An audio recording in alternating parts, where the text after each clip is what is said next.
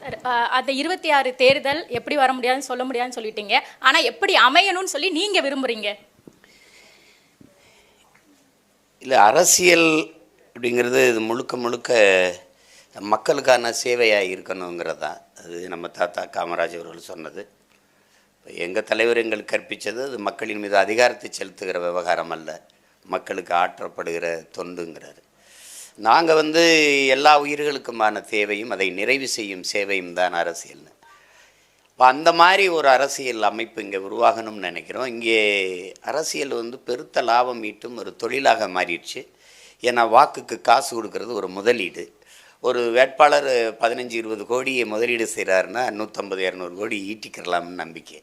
அப்போ இது சேவை இல்லை, ஒரு புனித அமைப்பு, ஒரு வர்த்தக நிறுவனமாக மாறிடுச்சு. இங்கே கட்சிகள் எல்லாம் எப்படின்னா பொலிட்டிக்கல் பார்ட்டி எல்லாமே ஃபேமிலி ப்ராப்பர்ட்டியாக மாறி இருக்குது. அதில் போய் மக்களுக்கு இங்கே சேவைங்கிறதே ஒரு வெற்றி சொல்லாயிருச்சு. இங்கே எப்படின்னா கட்சி அரசியல், தேர்தல் அரசியல் இருக்குது, மக்கள் அரசியல் இல்லை.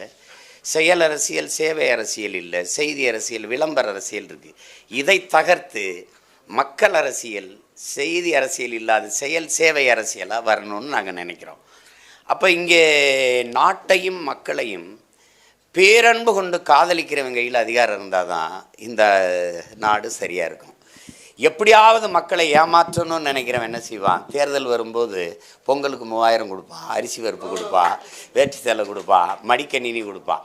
மடிக்கணினி தேர்தல் நேரத்தில் கொடுக்கும்போது தேர்தல் அரசியலாக இருக்குது.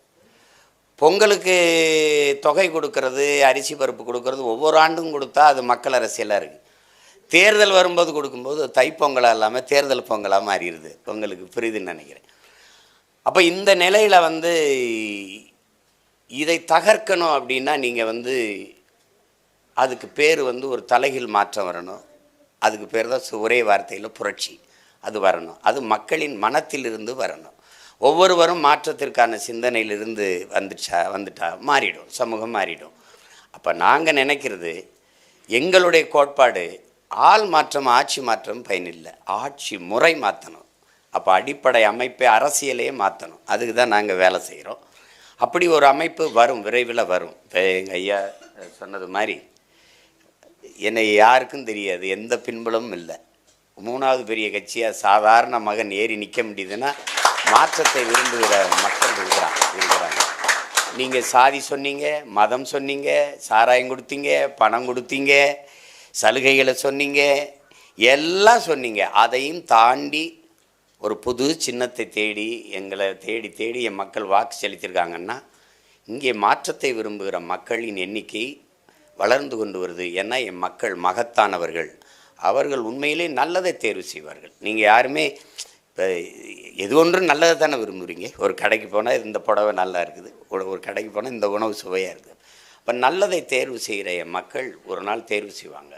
அவர் சொல்கிறா, மின்சாரம் இல்லாத இரவுகளில் மெழுகுவர்த்தியை தேடுவார்கள்னு. அநீதியும் அக்கிரமம் பெருகிற காலத்தில் மக்கள் நல்லவர்களை தேடுவார்கள்னு. இப்போ தேடுவாங்கன்னு நான் நம்புகிறேன்.